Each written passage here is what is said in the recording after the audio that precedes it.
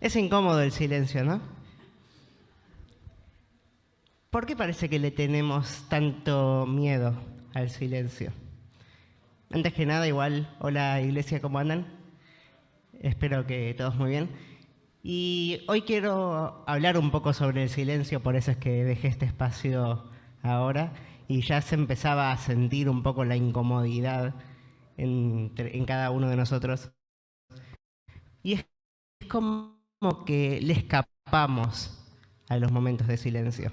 Le escapamos y es como que a veces estamos con una persona y hay silencio y sentimos la obligación de meter algún bocadillo o alguna palabra o algo. ¿Por qué? Porque si no es como que va aumentando la incomodidad, es como que no podemos compartir sin hablar. Y yo me puse a pensar en este último tiempo de por qué pasa esto y por qué es que le escapamos a la idea del silencio. ¿Por qué es que nos incomoda tanto, nos molesta tanto o nos pincha tanto y de vuelta tenemos esa necesidad imperiosa de romperlo cueste lo que cueste? Y en esto que estaba estudiando sobre este tema, entendí que hay dos concepciones de silencio. Tenemos cómo entendían los griegos el silencio y cómo entendía, digamos, la cultura hebrea de la que encontramos en la Biblia, que también entiende el silencio de otra manera completamente distinta. Pero antes quiero compartir un poco sobre la idea griega del silencio. ¿Por qué? Porque los griegos asociaban al silencio con la muerte. En Grecia había dos dioses que eran Tánatos, de donde viene Thanos, y Hades. Y estos dos dioses, dice que Tánatos era el dios que, tipo, veamos como un equivalente como la parca, ¿no? Que venía y ese momento antes de la muerte era silencio puro. Y Hades era como el dueño, el maestro del infierno, y dice que en ese lugar las almas gritaban en silencio y no había nadie que las escuche.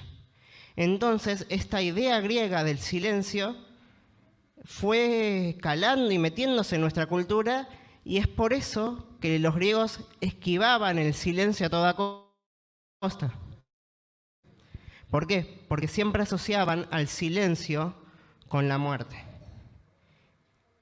Y vamos a ver cómo es en el silencio que venían las dudas, es en el silencio que uno se queda y pues nos gustan nuestros propios pensamientos y por eso también le escapamos al silencio.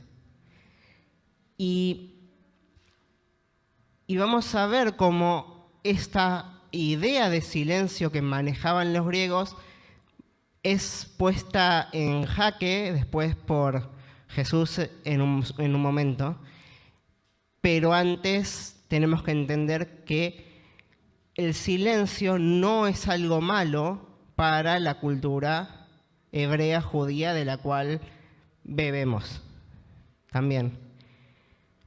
¿Por qué? Porque la palabra que usan los hebreos para silencio es una palabra que seguramente en algún salmo la escucharon, o la leyeron, mejor dicho, que es la palabra Selah. S-E-L-A-H. Que aparece ahí como la vamos leyendo, leemos Selah y la salteamos y seguimos como si nada con la lectura. Y esta palabra, que es la palabra que se usa para silencio en el Antiguo Testamento, me gustó mucho una definición que escuché hace un poco tiempo que decía que Selah es un término musical, porque por eso aparece tanto en los salmos, que lo que marca es una pausa, que no es un espacio vacío, sino que es algo que tiene un sentido dentro de la composición, pero que es una pausa en la cual dice que miramos para atrás, nos detenemos para mirar un poco para atrás, para reflexionar sobre el presente, o sea, para atrás, hoy, y después empezar a mirar para adelante hacia el futuro con esperanzas renovadas. Todo eso está dentro de esta palabra que es Selah. Entonces vemos que los griegos tenían una mentalidad del silencio completamente negativa, asociado a la muerte, mientras que la cultura hebrea asociaba al silencio con la esperanza. Y para este sentido de ver hacia el futuro con expectativas renovadas, después de haber visto hacia el pasado y reflexionado sobre el presente, quiero que veamos un ejemplo de un salmo, que es el Salmo 24. Es un salmo que lo tengo dando vueltas hace mucho tiempo en la cabeza y siempre que, por algún lado, siempre termino volviendo a él, de una forma u otra. Vamos a leer los primeros 6 versículos de este salmo. Del Señor es la tierra y todo cuanto hay en ella, el mundo y cuantos lo habitan, porque Él afirmó los mares, la estableció sobre los ríos. ¿Quién puede subir al monte del Señor? ¿Quién puede estar en su lugar santo? Solo el de manos limpias y corazón puro, el que no adora a ídolos vanos ni jura por dioses falsos. Quien es así recibe bendiciones del Señor. Dios su Salvador le hará justicia. Tal es la generación de los que a ti acuden, de los que buscan tu rostro, oh Dios de Jacob. Selah. Imagínense ahí todo el pueblo reunido cantando esto que acabábamos de leer y empiezan a decir, tus maravillas, Dios, que creaste la tierra, que hiciste todo esto. Y están recordando, Dios hizo todo esto en el pasado. Y después sigue diciendo, y ahora, ¿quién puede subir? El de corazón puro, el de manos limpias, el que no adora a ídolos falsos. Ese es el que va a subir y va a buscar y va a ver el rostro del Señor. Y después de enumerar todo eso dice, Selah. ¿Por qué? Porque lo que buscaba es que el pueblo ve hacia el pasado, recuerde la mano de Dios obrando y todo lo que Él hizo, para después ver en su presente y decir, che, mis manos, ¿están limpias? Mi corazón, ¿es puro? ¿Estoy adorando a un montón de ídolos o tengo a Dios como prioridad en mi vida? Todas esas preguntas en este tiempo de silencio, que es algo comunitario que hacían, queda cada uno con su propia mente para autoexaminarse. Y al mismo tiempo, la otra cosa que hace esto es nos prepara para algo nuevo. ¿Por qué? Porque vamos a ir viendo que siempre que hay un silencio en la palabra, después viene algo nuevo. Algo que nunca pasó antes, viene revelación de parte de Dios. Entonces acá el salmista que dice, ya está bien, nos examinamos, vamos a subir al monte, vamos a buscar el rostro del Señor. Ese mismo salmista sigue diciendo, versículo 7, eleven puertas sus dinteles, levántense puertas antiguas, que va a entrar el Rey de Gloria. ¿Quién es este Rey de Gloria? El Señor, el fuerte y valiente, el Señor, el valiente guerrero. Eleven puertas sus dinteles, levántense puertas antiguas, que va a entrar el Rey de la Gloria. ¿Quién es este Rey de la Gloria? El Señor Todopoderoso. Él es el Rey de Gloria. Está diciendo. Amén. Acá Dios está, lo que pasa es esto, ¿no? Examinamos, nos preparamos y Dios se empieza a revelar como este Rey de la Gloria que tiene el control y que va a llegar un momento que Él va a entrar en medio de su pueblo. ¿Cuándo va a ser esto? Cuando el pueblo reflexione, mire para atrás y levante sus cabezas y empiece a mirar hacia el cielo, que es donde Él va a descender con esperanza. Entonces vemos como todo este proceso del Selah está especificado y explicado muy bien a través de este salmo. Y siempre, como decía, siempre que hay silencio en la palabra es que viene alguna revelación de parte de Dios. Y tenemos 3 ejemplos de esto, sobre los que quiero que reflexionemos un poco. El primer ejemplo Lo encontramos en los 400 años de silencio que hay entre lo que se conoce como el Nuevo Testamento y el Antiguo Testamento. El Antiguo Testamento termina con una profecía de Malaquías que dice dos cosas. Malaquías 4. Dice primero que va a llegar un momento en que se va a levantar el sol de justicia, de vuelta, esperanza, sobre los justos, y que va a venir uno en el espíritu de Juan el Bautista, que va a de Elías, digo, que termina siendo Juan el Bautista, que va a venir uno en el espíritu de Elías que va a preparar el camino para ese sol de justicia que se va a levantar. Tenemos esa profecía, 400 años en los que no se levanta un profeta más.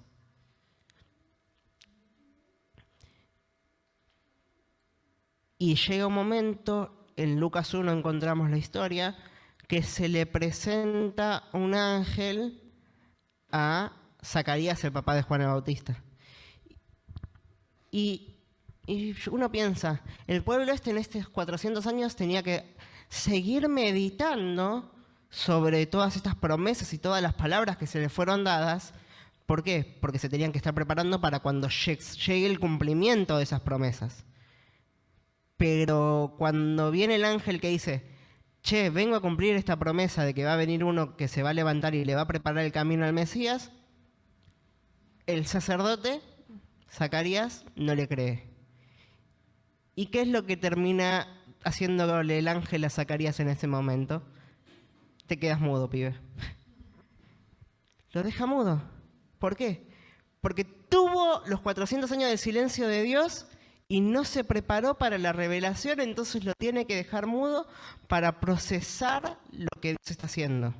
Entonces, pasan los 9 meses de embarazo de la mujer, de Elizabeth, y en ese momento Zacarías puede hablar y dice, pues este se va a llamar Juan porque el ángel me dijo que lo llame Juan, y en ese momento Zacarías, que ahora ya tuvo 9 meses de silencio para procesar toda la revelación que le había sido dada, en Lucas 1 del 67, vamos a leer, vemos cómo él expresa todo esto que estuvo procesando en este tiempo que Dios lo obligó a mantenerse en silencio. Lucas 1, 67. Entonces su padre Zacarías, lleno del Espíritu Santo, profetizó: Bendito sea el Señor, Dios de Israel, porque ha venido a redimir a su pueblo. Nos envió a un poderoso Salvador en la casa de David su siervo, como lo prometió en el pasado por medio de sus santos profetas, para librarnos de nuestros enemigos y del poder de todos los que nos aborrecen, para mostrar misericordia a nuestros padres al acordarse de su santo pacto. Así lo juró a Abraham, nuestro padre. Nos concedió que fuéramos libres del temor al rescatarnos del poder de nuestros enemigos, para que le sirviéramos con santidad y justicia, viviendo en su presencia todos nuestros días. Hasta ahí, ¿qué está diciendo? Dios hizo esto, de vuelta, hasta el pasado. Pero ahora vos, hijo mío, sigue diciendo, serás llamado profeta del Altísimo, porque irás delante del Señor para prepararle el camino. Darás a conocer a su pueblo la salvación mediante el perdón de sus pecados. Así nos visitará desde el cielo el sol naciente, para dar luz a los que viven en las tinieblas, en la más terrible oscuridad, para guiar nuestros pasos por la senda de la paz. Acá, después de este tiempo de silencio, Zacarías fue, recordó los pactos, recordó las profecías, recordó las promesas de Dios y dijo, así que sí, este es el que se va a levantar y le va a preparar el camino al que Malaquías había profetizado como el sol de justicia que se iba a levantar. Y acá Zacarías dice, así nos visitará desde el cielo el sol naciente para dar luz a los que viven en las tinieblas. Es gracias al silencio que podemos y meditar y no largar lo primero que se nos venga a la boca, capaz, que no solo Dios trae revelación a nuestro corazón, sino que nos da la capacidad de conectar el rompecabezas Y Dios quiere que se levante una generación que conozca tanto las profecías y tanto lo que Él hizo, pero al mismo tiempo que se examine tanto a sí misma hoy, que pueda conectar el rompecabezas y preparar el camino para Él. Y necesitamos aprender a hacer silencio y también necesitamos aprender a confiar en los silencios de Dios. Esas dos cosas van de la mano. Este es el primer tiempo de silencio que encontramos acá en la palabra, de los tres más importantes que quiero mencionar hoy. Segundo, silencio. Este es un poco más corto. Pasamos de 400 años a 3 días. Jesús muere. En la tumba parece que el infierno ganó. Los discípulos todos escapados, con miedo, con dudas. ¿Por qué? Porque tenían la mentalidad esta griega de el silencio de Dios es muerte. Ganó la muerte, ganó el silencio. No tenemos más esperanza. Pero al tercer día la tumba queda vacía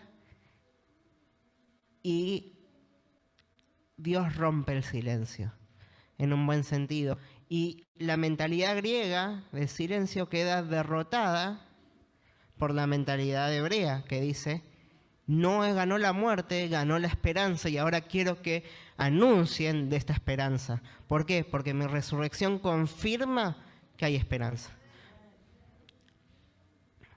Y todas las dudas y todo, cuando vieron al Cristo resucitado, ya está, se terminó todo.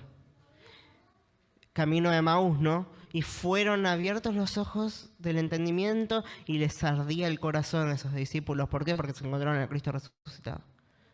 Entonces, Cristo vence el silencio, y el silencio no es algo malo, el silencio es la confirmación de que tenemos una esperanza viva. Y vamos en disminución de tiempo, pero no tanto de intensidad. 400 años de silencio, 3 días de silencio, y hubo silencio por como media hora. ¿Alguien sabe de qué estoy hablando ahora? Cari, sí. ¿Me dice? Apocalipsis 8, 1 al 5. Dice así: cuando el Cordero rompió el séptimo sello, hubo silencio en el cielo como por media hora. Y vi a los 7 ángeles que están de pie delante de Dios, a los cuales se le dieron entre 7 trompetas. Se acercó otro ángel y se puso de pie frente al altar. Tenía un incensario de oro y se le entregó mucho incienso para ofrecerlo, junto con las oraciones de todo el pueblo de Dios sobre el altar de oro que está delante del trono. Y junto con esas oraciones subió el humo del incienso desde la mano del ángel hasta la presencia de Dios. Luego el ángel tomó el incensario y lo llenó con brasas del altar, las cuales arrojó sobre la tierra, y se produjeron truenos, estruendos, relámpagos y un terremoto. ¿Qué es lo que está pasando acá? Dice que hubo silencio por media hora cuando el Cordero abrió el séptimo sello y se empezaron a desatar los juicios que preparaban el terreno para lo más nuevo y lo más grandioso que va a terminar pasando. Pero era tal la magnitud que hasta el cielo se tuvo que preparar para poder ser parte de lo que va a pasar. Y lo otro que mencionan en estos versículos es que está constantemente presente esta idea de las oraciones de los santos que subían delante del trono de Dios. ¿Por qué? Porque aunque parezca capaz que también Dios hace silencio en la tierra, nuestras oraciones van llegando a su presencia. Y vamos, en cierta forma, llenando esas copas, como dice también una canción que cantamos bastante seguido. Entonces, el silencio acá, el tercer silencio, este silencio de media hora, lo que está diciendo es, cuando llegue el momento, va a haber silencio. ¿Por qué? Porque yo voy a hacer algo que ni ojo vio, ni oído yo, ni siquiera se pueden estar imaginando la magnitud de lo que yo voy a hacer.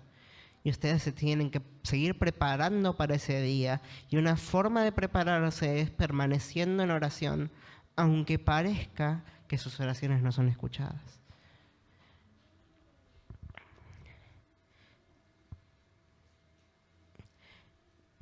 Y yo les quiero compartir un poco por qué es que estoy hablando del silencio hoy.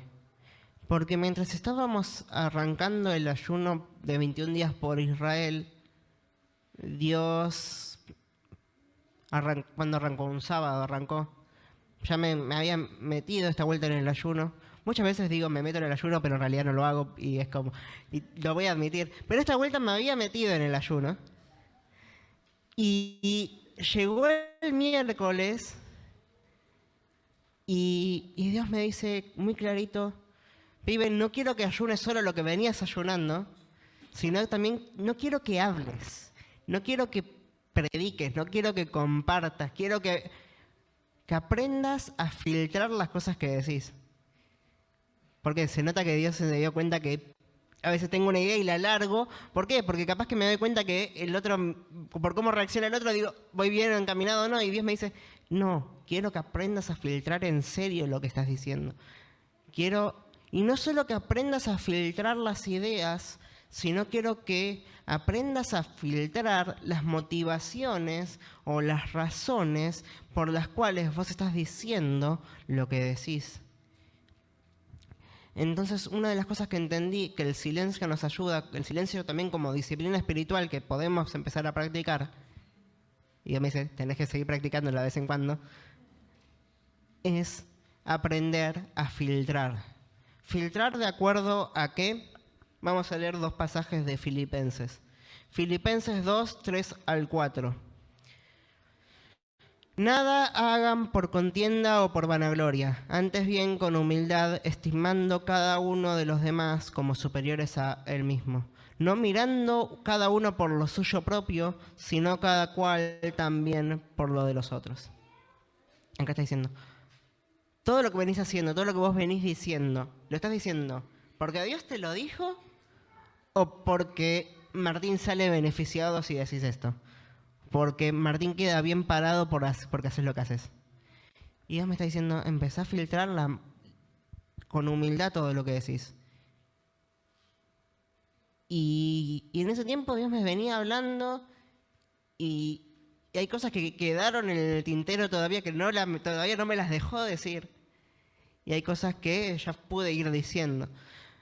Pero de vuelta, no solo ver lo que digo, sino también ver el por qué digo lo que digo.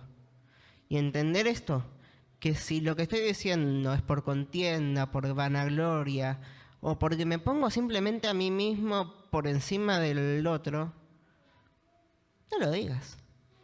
De vuelta, Santiago va a decir en Santiago 3, si no me equivoco, este no está anotado, así que no lo busquen los chicos, pero Santiago va a decir, cuiden la lengua, porque la lengua puede iniciar un incendio y ustedes no se dan cuenta. Y es la que maneja, como el timón de un barco, es la que maneja su vida. Cuiden la lengua. Y Dios me estaba diciendo, tenés que aprender a cuidar la lengua y por eso te estoy dejando hablar.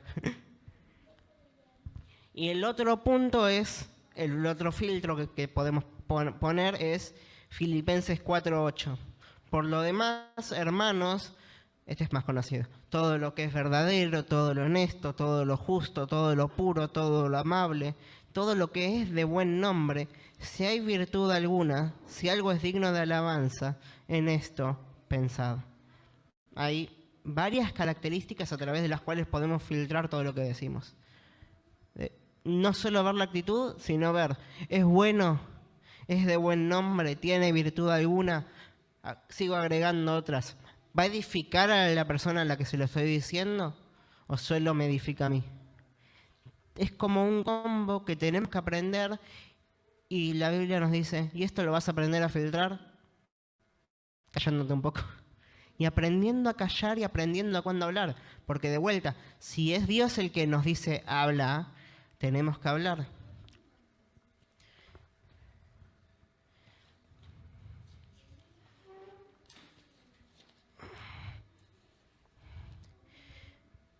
En Mateo 16:18 dice, yo te digo que tú eres Pedro y sobre esta piedra edificaré mi iglesia y las puertas del reino de la muerte no prevalecerán contra ella. La iglesia, ¿cuál es la misión de la iglesia? Proclamar al Cristo resucitado que veníamos hablando. Y las puertas del reino de la muerte en griego, las puertas del Hades no van a prevalecer. Quiero que comuniquen que la muerte no tiene la última palabra. Quiero que como iglesia mencionen que los que están en Cristo no están muertos, duermen. Y que hay esperanza para el día que Él venga. Y las puertas del Hades no van a prevalecer contra una iglesia que se mueve en esta proclamación. ¿Por qué? Porque está arraigada en la verdad de que Cristo resucitó. Y en Efesios Pablo va a seguir desarrollando un poco esta idea también. Y estando él preso, va a decir, yo oro para que entiendan toda esta realidad y entiendan que hay un misterio de Dios que quiere ser revelado y hay una sabiduría de Dios que quiere ser derramada y que esa sabiduría de Dios está en la iglesia, pero la iglesia la tiene que proclamar a las potestades que están en los cielos. Así que vamos a leer sobre esto. Efesios 3, este es un poco largo, del 7 al 21, pero dice Pablo, de este evangelio llegué a ser servidor. Este fue el regalo que Dios me dio por su gracia, conforme a su poder eficaz. Aunque soy el más insignificante de todos los santos, recibí esta gracia para predicar a las naciones las incalculables riquezas de Cristo y de hacer entender a todos la realización del plan de Dios, el misterio que desde los tiempos eternos se mantuvo oculto en Dios, creador de todas las cosas. El fin de todo esto es que la sabiduría de Dios, en toda su diversidad, se dé a conocer ahora, por medio de la Iglesia, a los poderes y autoridades en las regiones celestiales, conforme a su eterno propósito realizado en Cristo Jesús, nuestro Señor. En Él, mediante la fe, disfrutamos de la libertad y confianza para acercarnos a Dios. Así que les pido que no se desanimen a causa de lo que sufro por ustedes, ya que estos sufrimientos míos son para ustedes un honor. Está diciendo, la Iglesia tiene esta misión de proclamar la verdad de Dios y la sabiduría de Dios que les fue revelada a las potestades que están en los cielos. ¿Y cómo va a ser esto? Por eso sigue diciendo, por esta razón me arrodillo delante del Padre, de quien recibe nombre toda familia en el cielo y en la tierra. Le pido que, por medio del Espíritu y con el poder que procede de sus gloriosas riquezas, los fortalezca a ustedes en lo íntimo de su ser, para que por fe Cristo habite en sus corazones. Y pido que, arraigados y cimentados en amor, puedan comprender, junto con todos los santos, cuán ancho, largo, alto y profundo es el amor de Dios, el amor de Cristo. En fin, que conozcan que ese amor sobrepasa nuestro conocimiento para que sean llenos de la plenitud de Dios. Pablo va a decir, yo que entiendo que la iglesia tiene esta misión, aún estando preso, doblo mis rodillas para que ustedes, aunque pasen por diversas pruebas y aunque pasen por, como nos compartía Pepo, por procesos complicados, el domingo decía, para que en eso puedan echar raíces profundas, para que sean fortalecidos en su hombre interior, en su ser interior. ¿Esto qué quiere decir? Para que sean sanas sus emociones, para que sean sanos sus pensamientos, para que sea sano su espíritu. Quiero que pase todo eso y que sus pensamientos los aprendan también a filtrar ya en su mente y no necesariamente que llegue a poder decirlo. Y eso capaz que implica que pasen por momentos, como yo los estoy pasando ahora, diría Pablo, que estoy en la cárcel, en los que Dios guarda silencio. Es todo una cuestión de raíces. De lo que nos vamos a alimentar es de lo que vamos a hablar. Va a decir en Lucas, de la abundancia del corazón habla la boca. Y tenemos que alimentarnos de confianza y de entender el carácter de Dios. Veíamos que los salmos, Zacarías, todos con cómo arrancaban el salmo que leímos o la proclamación de Zacarías cuando nacía Juan. Todos empezaban mirando para atrás y mirando que Dios fue fiel antes y como Él no cambia, Él va a seguir siendo fiel todos los días. Y tenemos que entender que Él tiene el control de todas las cosas. Génesis 5:20 va a decir, porque lo que ustedes pensaron en hacerme mal, Dios lo transformó ese mal en bien para lograr que hoy, lo que hoy estamos viendo, salvar la vida de mucha gente. Esto dice José, ¿después de qué? De pasar por procesos, la cárcel, silencio. Pero la mano de Dios, la mano de Él ordenando todas las cosas, dice, aunque parezca que yo guardo silencio, yo estoy obrando. Y lo que hoy parecía que está actuando para mal, si vos estás en mí, obra para bien. Y quiero que aprendas a fortalecer tu hombre interior en esta verdad, en esta realidad. Versículo ultra conocido, Romanos 8:28. Ahora bien, sabemos que Dios dispone todas las cosas para el bien de quienes lo aman, los que han sido llamados de acuerdo a su propósito. Dios dispone y hace que todas las cosas obran para bien de quienes lo aman, de quienes lo ponen a Él como prioridad. Y el Dios va ordenando y tenemos que confiar en eso.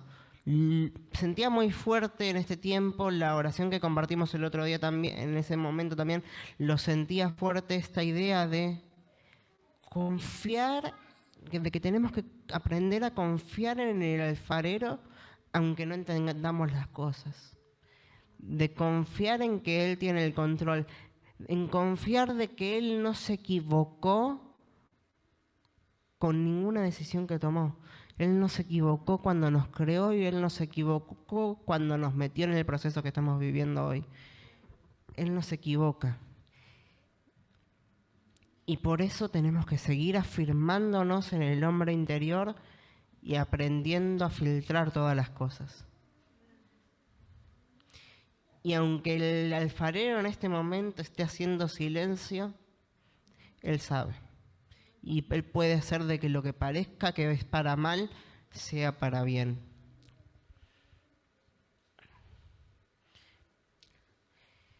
Y aunque haga silencio Dios y parezca que no viene la respuesta, uno tiene que seguir haciendo lo que tiene que seguir haciendo. Y Dios te va a decir, igual, no te preocupes por nada. No lo vamos a leer todo, pero Mateo 6, del 25 al 31 dice esto. Al 34 dice, no se preocupen por nada. Dios cuida de los pajaritos, Dios conoce sus vidas y Él los cuida de ustedes.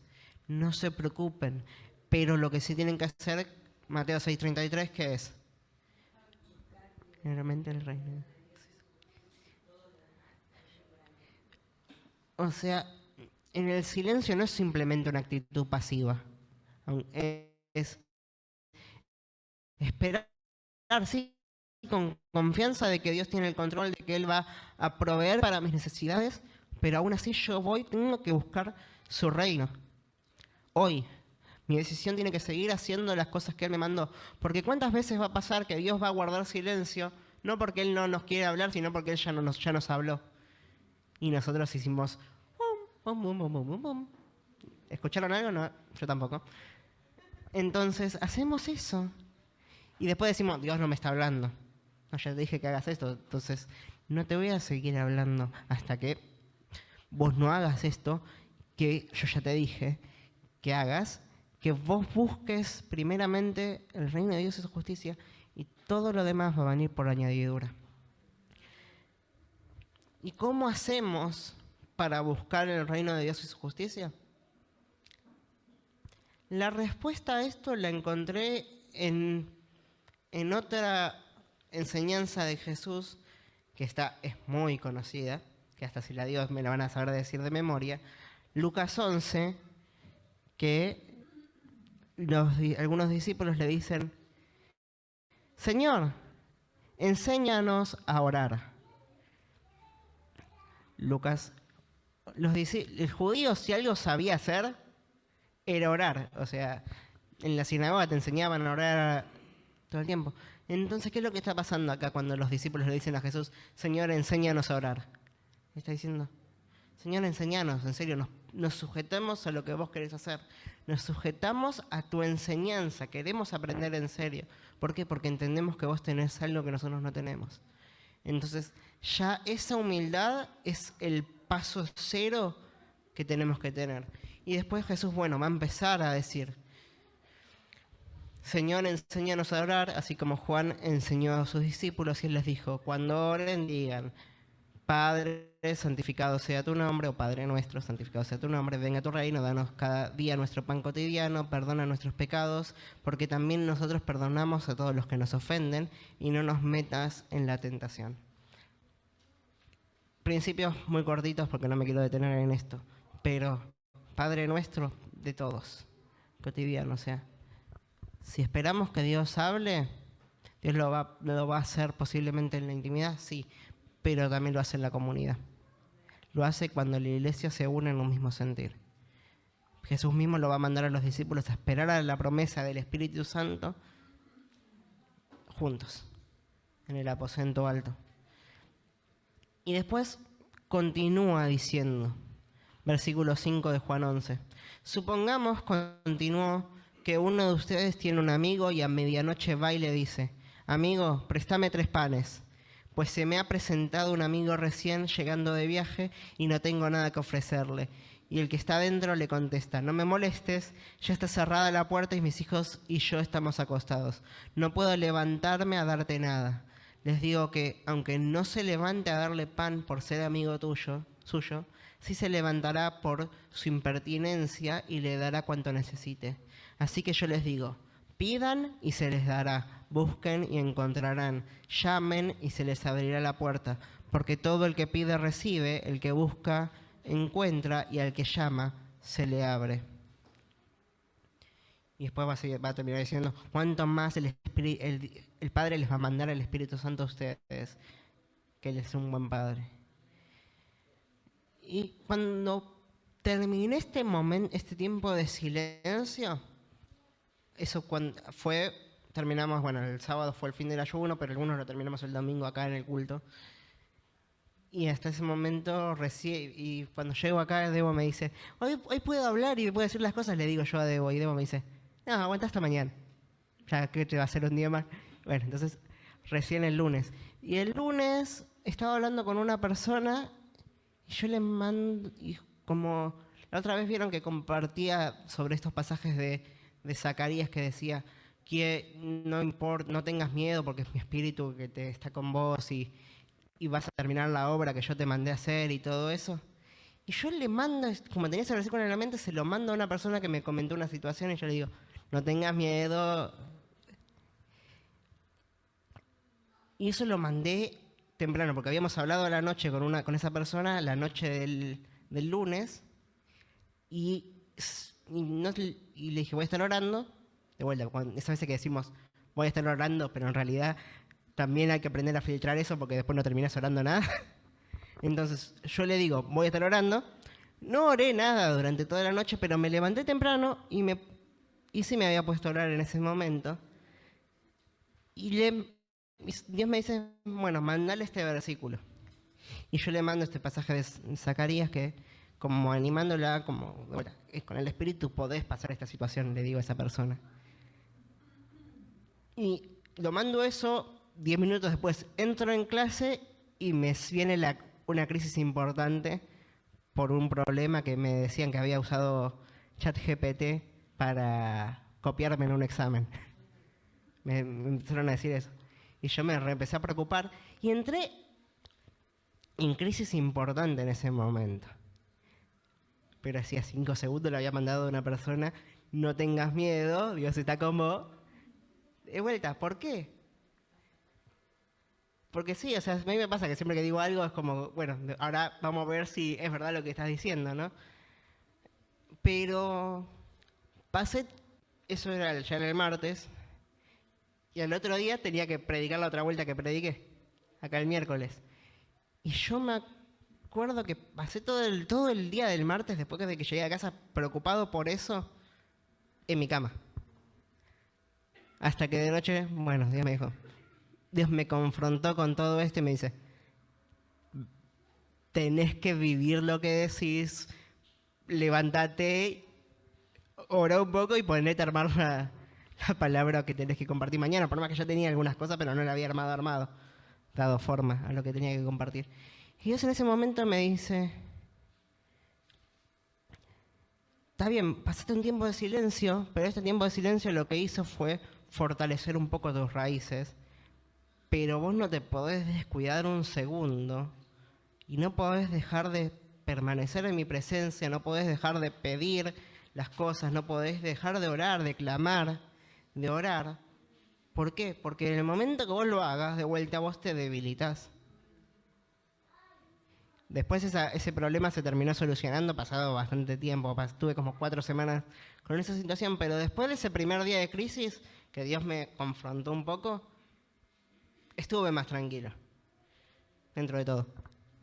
Pero lo que Dios me decía es eso. La confianza en mí se demuestra en que vos digas, está bien, soy papá, sos tu papá, todo, pero que vos permanezcas orando, clamando, golpeando, llamando. Que si yo te digo, te estoy preparando porque Dios va a hacer grandes cosas en medio de ustedes y todas las pruebas que estamos viviendo en este tiempo, también lo que están diciendo es que Dios va a hacer grandes cosas en medio de nosotros como iglesia. No podemos tomar un segundo para distraernos y tenemos que seguir en este mismo sentir de golpear, clamar, llamar y orar. ¿Por qué? Porque es entonces que Dios dice, vamos a derramar nuestro espíritu. Y vamos a cumplir esta promesa. ¿Por qué? Porque el pueblo entendió. Y pasó bien el silencio, pasó bien el proceso. Pasó bien esa etapa complicada, la pasó de mi mano, confiando en mí. Quédense quietos y sepan que yo soy Dios. Compartía José el miércoles pasado. Dice eso la palabra, y adivinen qué palabra viene justamente después de ese versículo. Selah. Quédense quietos y sepan que yo soy Dios. Selah. ¿Se están quedando quietos hoy? No. ¿O sí? Examínense, vean sus corazones, vean si la confianza que dicen que tienen es de verdad o tambalea un poco cuando ya venga la primera situación. ¿Y están pasando bien el silencio? ¿Están aprendiendo? ¿Están preparados para la revelación que yo quiero mostrar? Porque ¿cuántas veces vamos a orar o cantar cosas? ¿Queremos que venga? ¿O nos va a agarrar como Zacarías y va a decir, bueno, ahora quédate quieto, quédate mudo unas semanitas más y procesá todo lo que está pasando? ¿Cómo nos va a agarrar? Ahí, bueno, podríamos hablar de la parábola de las vírgenes, pero no me quiero meter en eso. Ahora, último versículo que quiero compartir hoy. Lucas 18, del 1 al 8. Jesús les contó a sus discípulos una parábola pastora que vino, dijo: había en cierto pueblo un juez que no tenía temor de Dios ni consideración de nadie. En el mismo pueblo había una viuda que insistía a pedirle: háganme justicia contra mi adversario.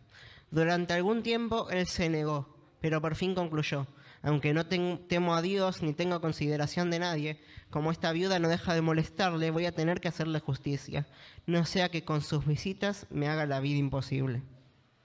Continuó el Señor: tengan cuidado, tengan en cuenta lo que dijo el juez injusto. ¿Acaso no hará Dios justicia a sus escogidos que claman a Él día y noche? ¿Se tardará mucho en responderles? Les digo que sí les hará justicia y sin demora. No obstante, cuando venga el Hijo del Hombre, ¿encontrará fe en la tierra? En el silencio, la iglesia tiene que seguir llenando las copas.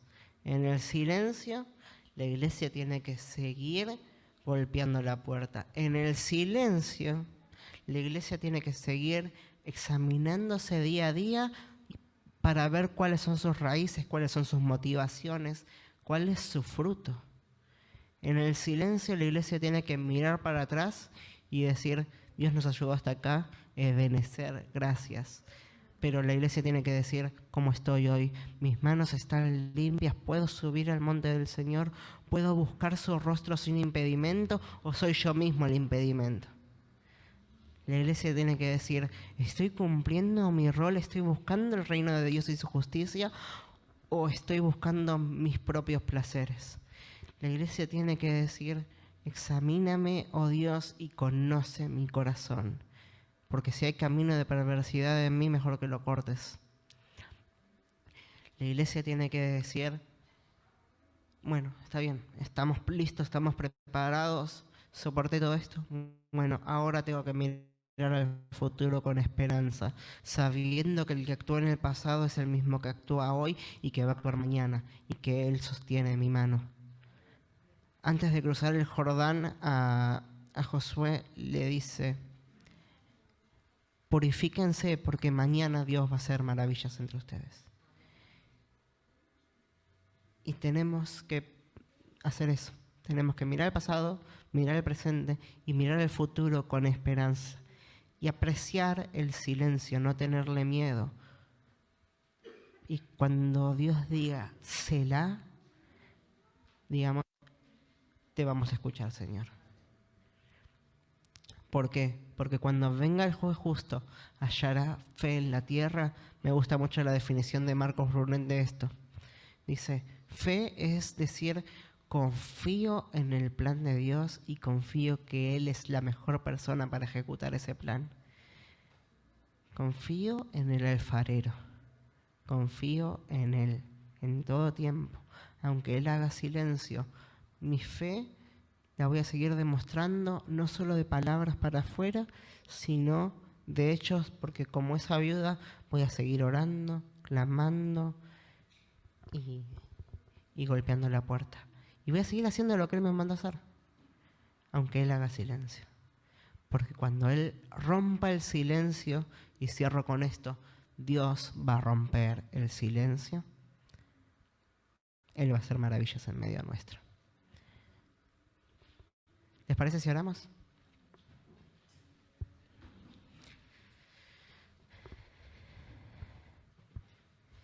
Señor Jesús, papá, te damos gracias por este día. Te damos gracias porque vos sos un Dios bueno. Te damos gracias porque vos estás al control de todas las cosas. Y ahora nos unimos a esa oración de Pablo. Fortalece nuestro hombre interior. Fortalecenos como iglesia, fortalecenos como familia, fortalecenos como comunidad. Aunque estemos pasando por procesos complicados, poner en nosotros esa convicción de que vos estás al control, de que tu amor es mucho más grande que cualquier cosa que podemos imaginar. Hacenos entender que aunque parezca que vos no estás haciendo nada, vos estás obrando, vos estás al control y que cada una de nuestras oraciones tiene un peso enorme.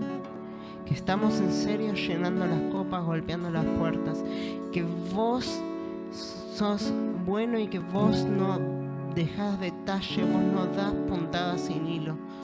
Espíritu Santo de Dios, te pedimos que nos hagas ver el pasado y recordar las promesas y que podamos meditarlas y dejarlas marinar de la mejor manera, pero que en serio, cuando veamos el pasado, no nos quedemos en eso como lo máximo, sino que podamos también ver nuestro presente, examinarnos de tu mano, levantarnos si es que estamos dormidos para que sea tu luz la que nos alumbre y después poder ver también el futuro con esperanza porque vos venciste la muerte y con esperanza porque sabemos que el futuro lo tenemos con vos. Levanta esta confianza en nosotros. Que tu promesa cumplirás.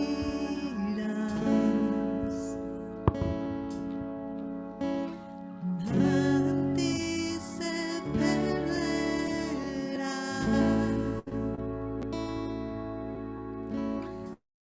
Esa es mi seguridad.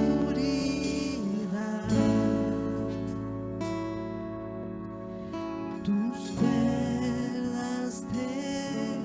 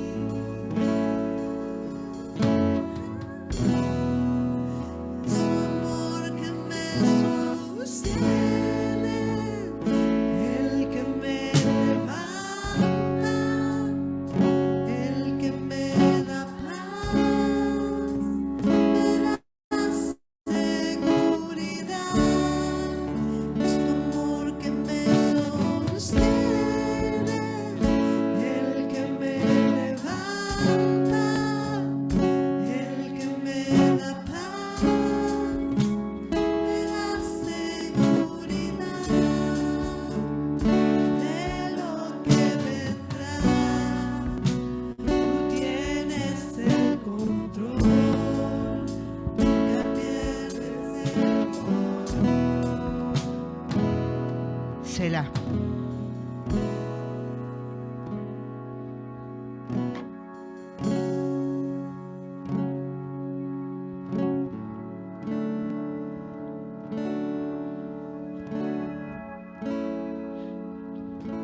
Sí, Señor, vos tenés control de todas las cosas. Y te damos gracias por eso. Te damos gracias porque nada se escapa de tu control y esa es nuestra seguridad y esa es nuestra paz. Seguí afirmándonos, Espíritu Santo, seguí afirmándonos.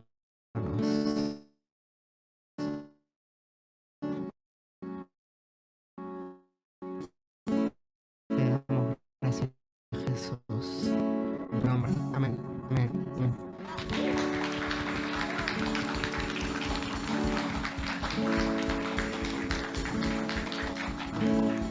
Que el Señor te bendiga, iglesia, y nos estaremos viendo el domingo a las 11 horas.